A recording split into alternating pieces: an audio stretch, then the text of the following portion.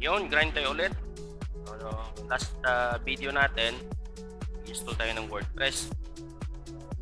Ngayon, mag-i-install tayo ng theme. Hahanap tayo ng mga inspirational na mga website na pwede nating gayahin. At maghanap tayo ng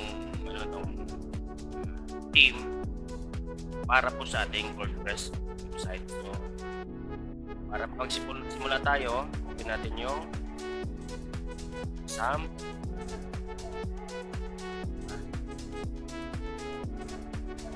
Kung paano install ito, ilalagay ko rin po sa description box yung yung ating gamit. Yung ating personal website. Pwede nyo kung i-contact dyan, mag-click kayo ng message or direct po ito sa email ko or i-message nyo po ako sa aking Facebook account.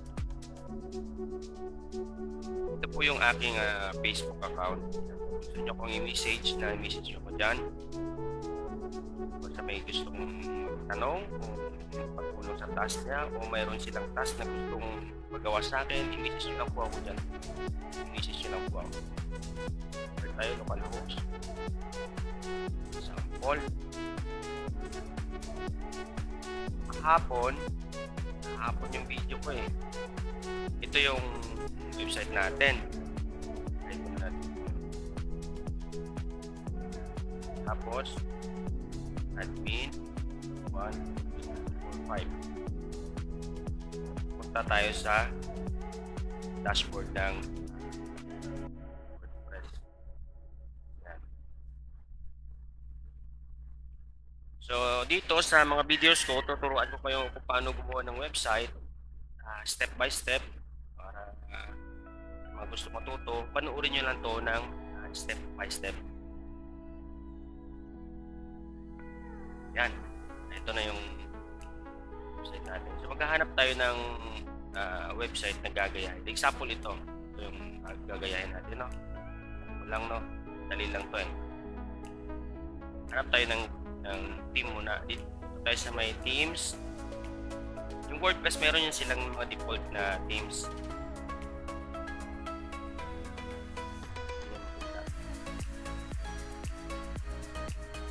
Ayan, wala. Ayan, dito na tayo. Hanap tayo ng mga pang-resume na themes. Madali lang. Ito, maganda rin.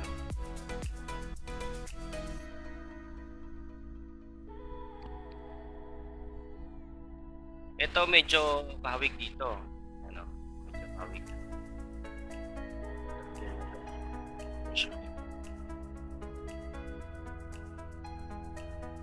Kahit naman ano pipiliin nyo, kayo bahala. So, try natin ito. Try natin. Ito medyo may kakabit kasi sa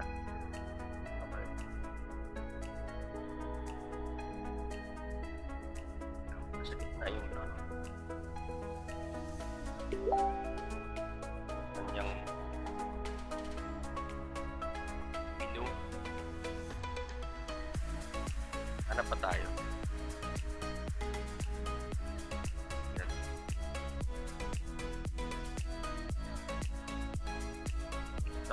Ito maganda to. Kasi naka web developer mode ang content.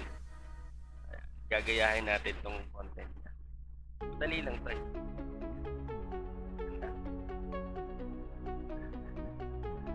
So install lang natin to.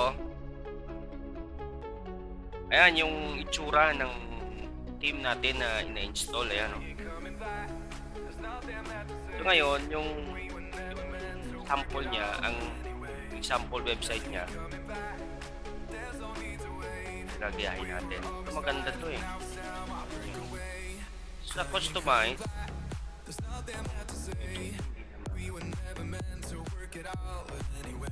i-explore natin yung theme. I-click natin yung yung customize. Sa ngayon, wala pa tayong ginagawa. Nag-install tayo ng WordPress theme.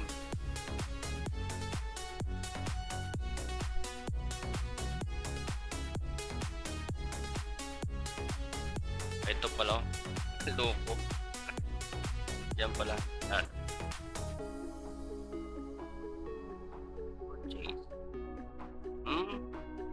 binibenta pala itong sa halagang 47. Galing, no?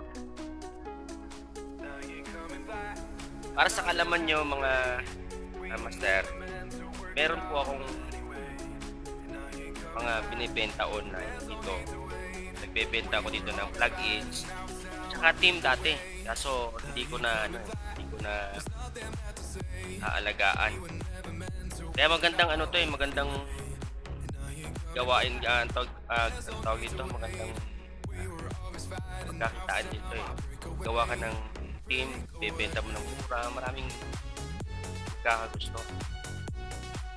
Ayan o. So ngayon, yung goal natin, gagayahin natin tong ganda ng paggawa nito.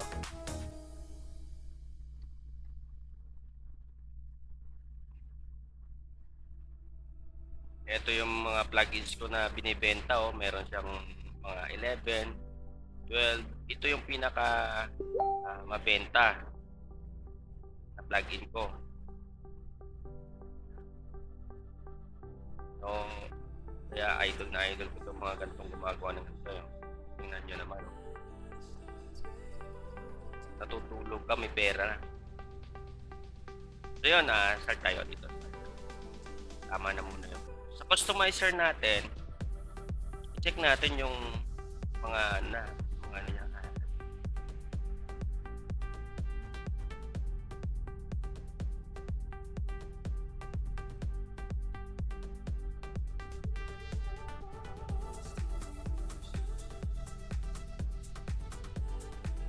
Download muna natin yung mga kailangan. So, i-set up natin una itong logo. Dito ata natin makikita yan. Yan. Sa site identity, i-upload natin yung logo.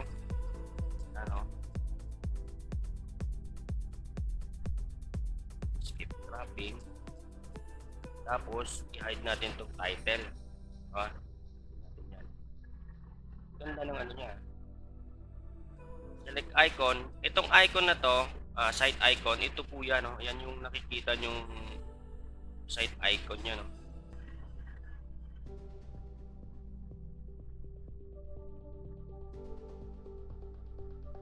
Hanap tayo dito ng ng pop icon na pwede natin gamitin. Ito. Ito. Sample lang naman to mga master, no? Siyempre, pop icon na gusto nyo, yung related din sa website nyo. Ito sample lang para lang makita nyo kung anong mga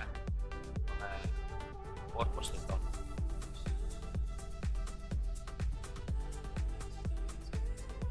So yan, nakikita nyo, nakikita nyo may pop icon na agad. May mga logo na. So, nakikita nyo mayroon na siyang maliit na logo. Tapos yung logo niya ng na ginagaya natin, nalagay na natin, no.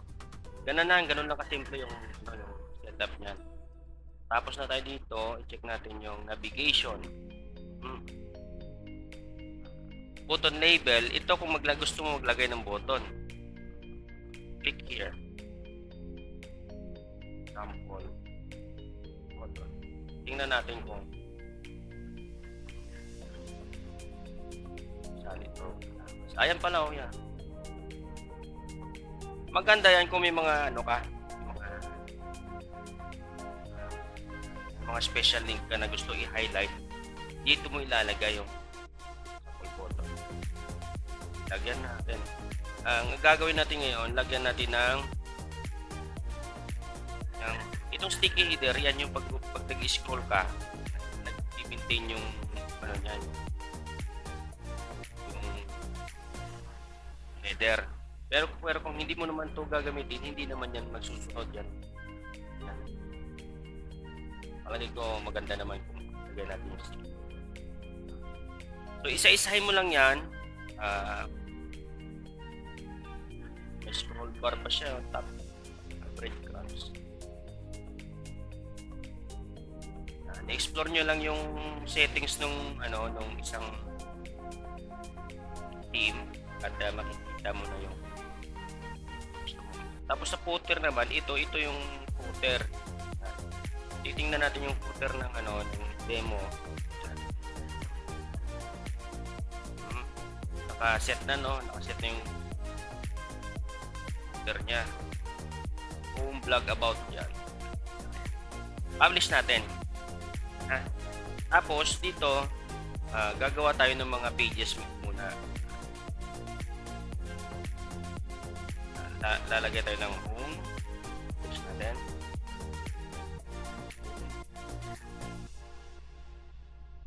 Tapos gawa tayo ulit. Gutenberg na yung natin. Back tayo ulit.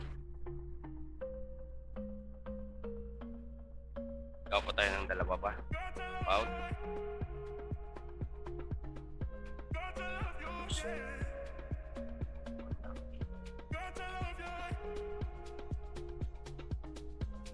So yun, pwede na tayong gumawa ng menu. Gawa tayo ng menu. Yung menu, ito yung makikita. Menu tawag dito ito. Mga menus. Gawa tayo menu dito. Lalagay ko ng primary.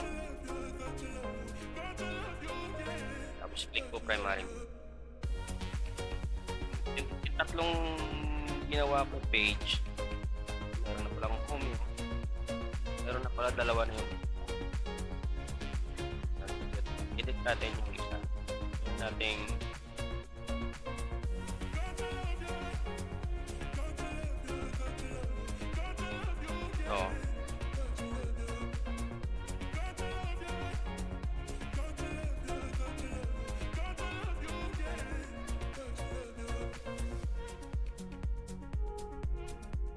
tapos itong isa ay isa lang.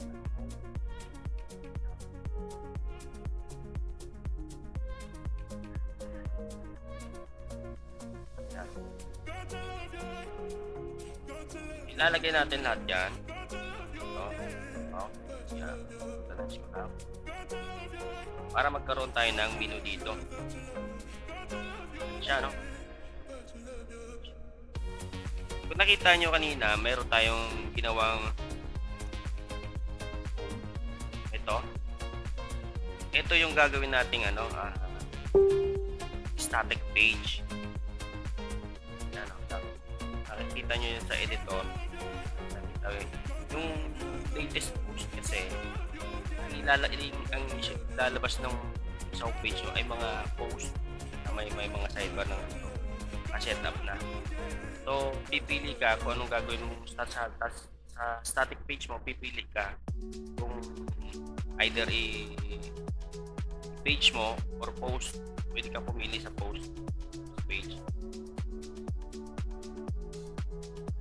Sample page. Yata na i-reload muna natin to kasi hindi niya pa ata na babasa natin mga ginawang pages. Ayan, iba na yan.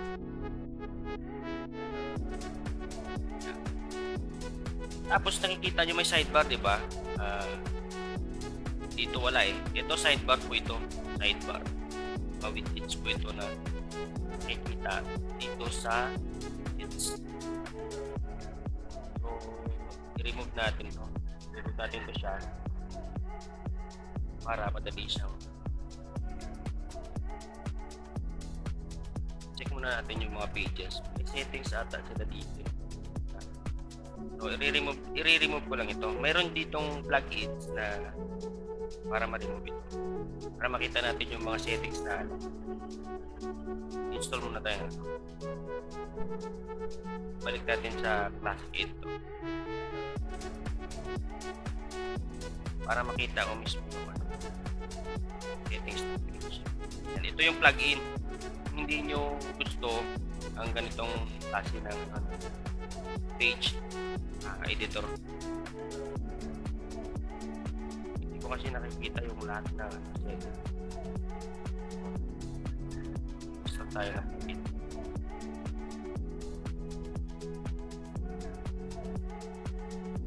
Ayan, nakikita na natin, no? Full width page. Ayan, ito yung sinasabi ko na pipili ka ng ano, ng, pipili ka ng setup ng iyong homepage. Kasi ito may sidebar. So, ang gagawin natin, ang by default, ang mga pages ay mayroong sidebar. Meron siyang template na kailangan mo lang maging full page. Meron na rin silang homepage. Subukan natin itong homepage since ang ginagaya natin ay ito. Natin, So, meron pala siyang recommended plugins dito. Yung mga plugin kasi na nire-recommend nila, kadalasan ginagamit nila yan dito. Sa atin, since ginagaya natin to, i-install ko yung mga recommended plugin. Marunong din ako mag-code nito pwede natin ilagay ito sa susunod na mga video natin kung paano gawin ito. So, nakikita natin ngayon yung content, yung mga default content na dito nakikita natin sa demo ay in-import na agad nila. Nakadepende na sa atin kung keep natin yung section or i-remove nyo. Sa palagay ko, i-edit nyo lang yung i-edit nyo na lang yung mga content, yung mga text, gano'n. Hindi na tayo nahihirapan maglagay ng mga content. Yan anong design niya pala, no? So, nasa atin na kung ano-ano yung mga ilalagay natin. Yan yung kagandahan kapag pumili ka ng ng theme na ready na. Mag-change ka na lang ng mga content. Ito i-remove na lang natin. Tapos ko na lang ito kung paano i-remove. Yun po yung yung concept ng ating video ngayon. Kung mag-install ng theme, maghanap ng theme na gusto, maglagay ng content, edit something, etc. So yun po yung natin. Sa mga nakakapanood ng video na to at palagay nyo ay nakatulong naman, so i-follow nyo po ako sa aking Facebook, tapos like and subscribe po kapag ikay nanonood sa ating YouTube channel. Paki-share po ng video para marami tayong matulungan na mga tao para makapanood ng video na to at makakaroon ng skills sa paggawa ng mga website online. Tawag po dito sa trabaho na to ay web developer. Yun.